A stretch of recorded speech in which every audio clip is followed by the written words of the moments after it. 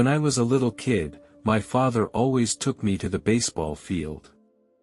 He and his teammates were sweating on the field and enjoying the sport to the fullest. I loved baseball too, and I was eager to learn the sport from my father. However, as I slowly grew up, my interests began to change. When I saw a soccer game, I was fascinated by the fast running and passing on the field. I immediately fell in love with the sport, and I wanted to be a good soccer player. I talked to my father about the idea, but he didn't seem too happy about it. "Don't you like baseball anymore?" he asked. "I like baseball, but I want to be a soccer player more," I replied. My father seemed a little disappointed, but he respected my decision and supported me to pursue my dream. He often took me to soccer games and bought me the equipment and shoes I needed. This experience of mine happened in May of 2003. My classmates and I were attending a friendly soccer match. The weather was great and my teammates and I were in great shape. The game was very intense that day. During a ball grab, I was standing in my own half of the field and my teammates were preparing to pass the ball to me. The ball was flying high and I had to jump up to catch it. However, one of the opponent's players was also jumping up to compete for the ball. He was much taller than me. In the process of jumping, he hit my temple with his elbow. I felt a strong shock.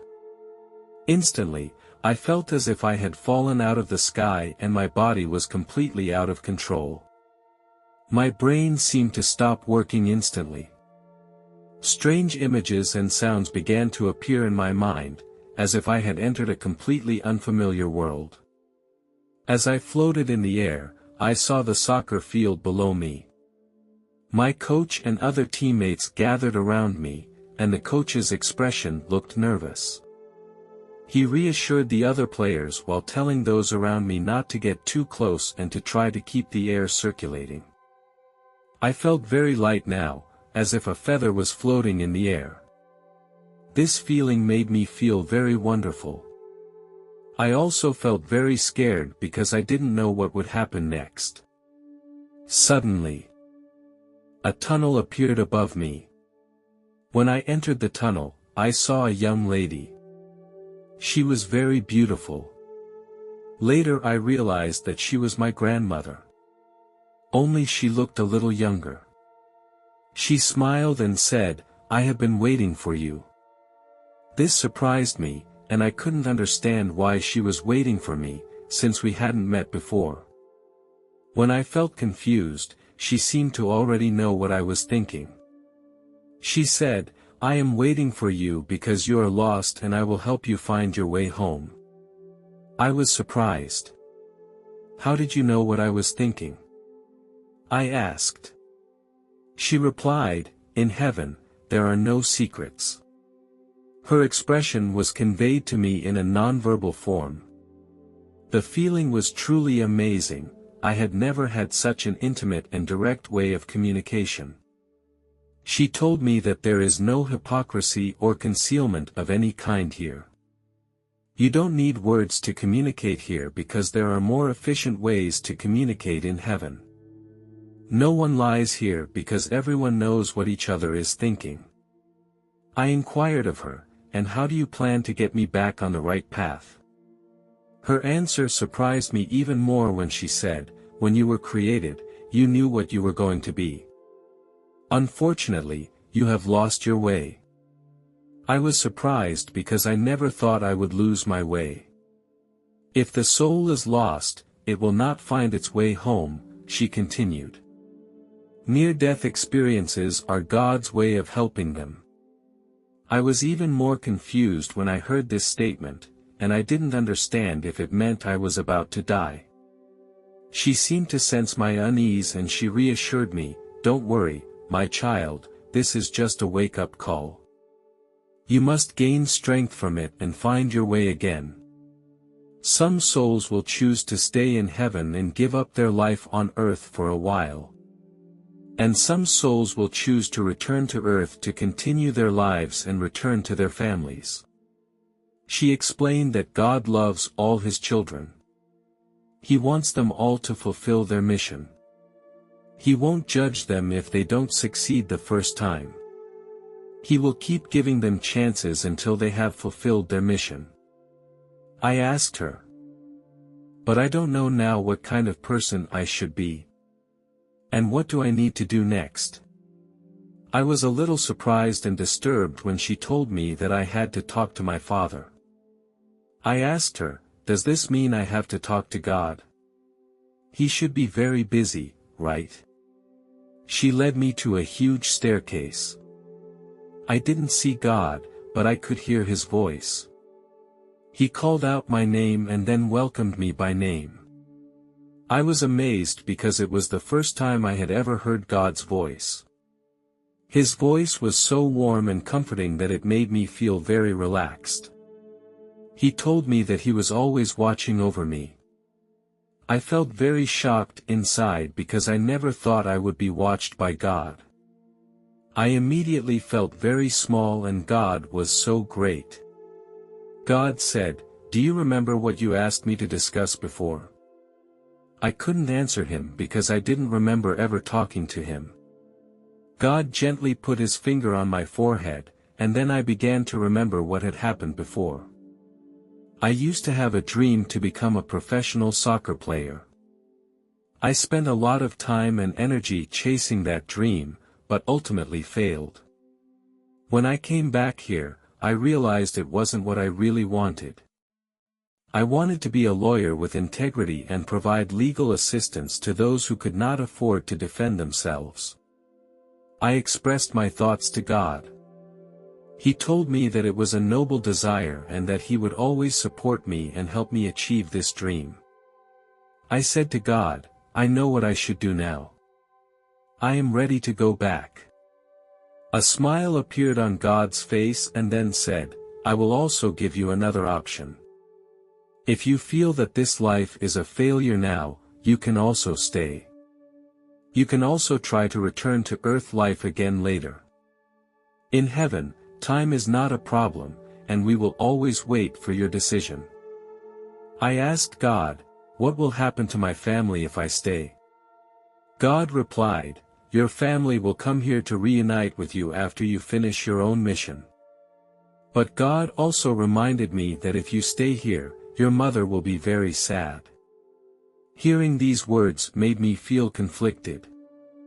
I like the feeling of being here. But I also don't want to make my mother sad. God said that He would support me no matter what I choose. I decided to go back to Earth and be with my family. Before I left, God told me that He would always be watching me wherever I went.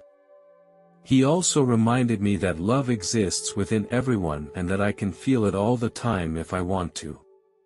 When you finish your mission, there will be a place for you in heaven. The lady next to me asked me if I was ready to go back. I nodded and replied, "Yes, I am ready." She said to me, "After you go back, say hello to your mother for me and tell her that I love her." I asked her in surprise, "How do you know my mother?" She didn't answer my question, she just said, "You will get the answer after you tell your mother about it." I didn't understand what her words meant, but I thought she must have her reasons, so I promised her that I would convey this information to my mother. I suddenly appeared in a hospital room. I was lying on a hospital bed. Family members and medical staff were all around me. Looking at my own body, I did not feel fear. I felt very calm.